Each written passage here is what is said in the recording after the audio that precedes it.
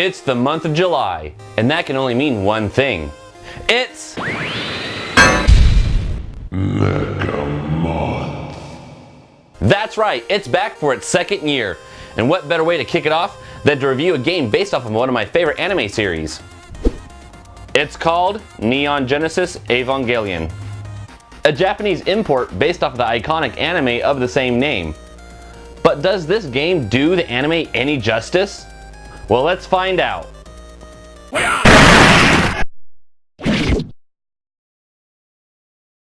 This is Neon Genesis Evangelion, a game for the Nintendo 64 that is based on a popular mecha anime.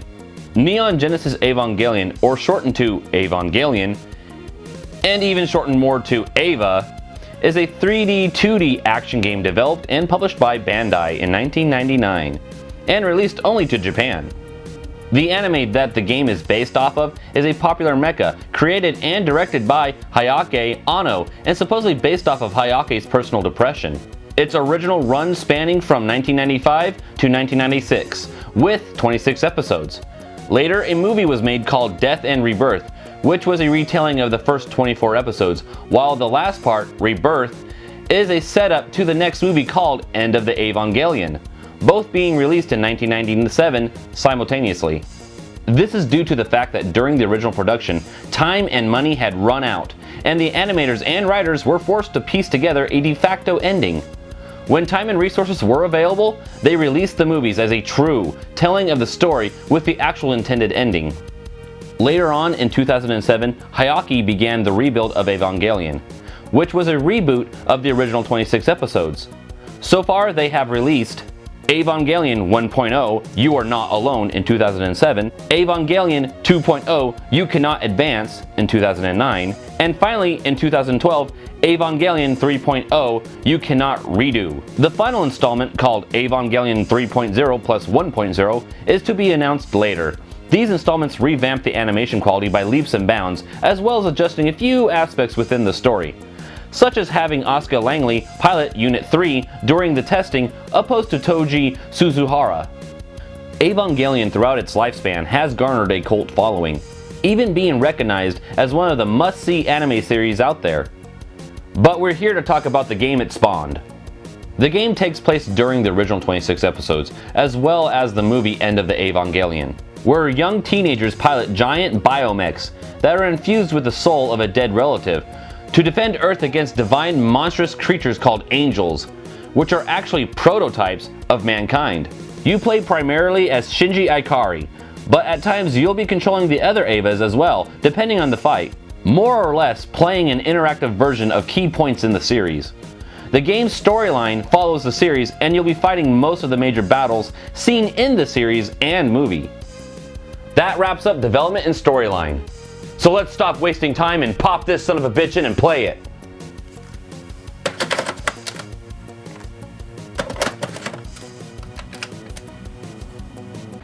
Neon Genesis Evangelion presents itself as an interactive way to experience the anime. That being said, players unfamiliar with the show may not have a good initial impression of it, as it's geared more towards the fans and heavily relies on the fan base's love of the anime as an entertainment factor, opposed to earning it on its own merits. It uses familiar scenes, music, and even sound effects from the show to help hammer in that it's more of an homage to the anime. But for fans, it doesn't make it any less heart-pumping when you see Eva Unit 1 ascend from the ground to take on the Angel Satchel. Initially, you'd think this game is a 3D 2D fighter, as the first two levels are fighting games, but instead, it's a hodgepodge of different gameplay styles. You have levels that are quick-time events, rhythm games, and even clash events. Sometimes levels are a mixture of these gameplay types. Certain levels also have scripted events that fall in line with the anime's narrative, such as losing the first part of level 1 so Eva Unit 1 can go berserk. The mechanics of each type vary. Some are on point, such as the QTEs and the clash events, but due to the quick pace of the game, you'll find yourself at a loss of what to do the first few times you play the level. The fighting mechanic is a little slow, until you realize it's not your conventional fighter. Instead, it's more of a dance. You only have one button for attack, one for block, and using your AT field. Hitting block at the right time will result in evading an attack, while timing repeated strikes will give you a combo. But the main objective is to open your enemy up for a grapple attack, done with both the A and B buttons at the same time. Like I stated before, gameplay is broken up at times by scripted events to coincide with the anime. The gameplay is entertaining enough though, even the rhythm games where you and Asuka are fighting the 7th Angels in tandem. When you complete a level, you feel accomplished and not mentally exhausted. The game is best described as an interactive show, and depending on how you look at it, that can make it more of a game or less of a game. To me, it's still a game to the extent of the types of minigames that comprise it. Levels are basic for the 64-bit era console, but you don't need over-elaborate levels for this game. For fighting levels, it's a flat 3D 2D plane. For other parts such as a QTE and even clash events, they're nothing more than cutscenes that are determined by your actions. This game has a multitude of environments in it. Every level is plucked straight from the anime, and you're never left with a boring backdrop. Then again, after watching the show, there are very few environments outside of Tokyo 3. But every level is presented differently, and between them, you're left wondering, what's next? Each stage is an enemy from the show. Fans of the show will know that some of the angels are missing though. You don't have mini-bosses or cannon fodder. Every enemy is the main event. Depending on which angel you're taking down, you'll see different types and be presented with different objectives to make them go silent. For example, the first level you're thrown into a one-on-one fight with Satchel. That forces you to lose. Then Ava Unit 1 goes berserk and you pummel the angel into submission.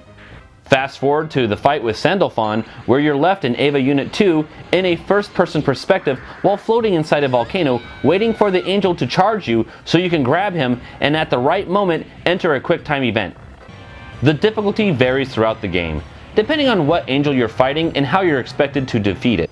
Sometimes it's just as easy as keeping your reticle fixed on a spot long enough to lock on and fire a positron rifle at the angel Ramael. And other times, it's a difficult fight trying to get close enough to grapple Shamshel before he hits you with his whips that have an insane reach on them.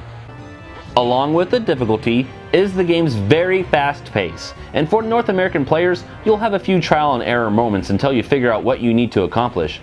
But these moments aren't hard to get through. Just hit the pause button and a menu will pop up with the buttons you need to use. From there, it's just a process of more trial and error. Despite the instructions being in kanji, little work will be needed to figure it out. Graphics are on the decent side of things, as it's mostly a game comprised of cutscenes.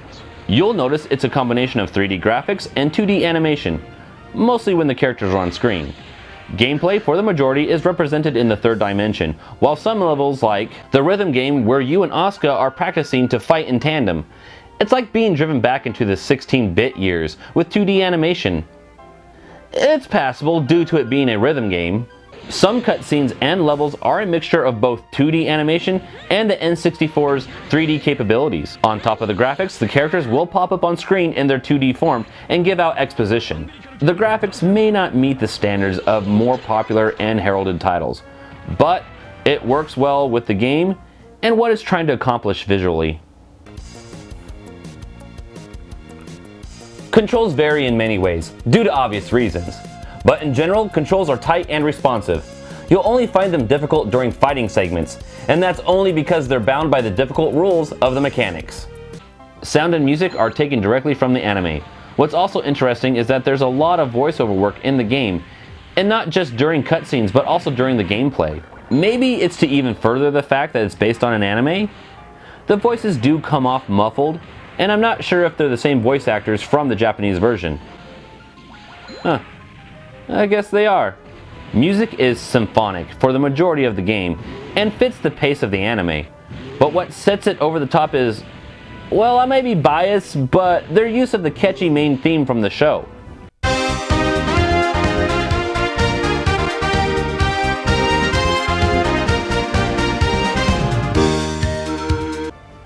That being said, there isn't much variety, save for the rhythm game where you and Asuka have to fight an angel in tandem with the tempo of a piano piece.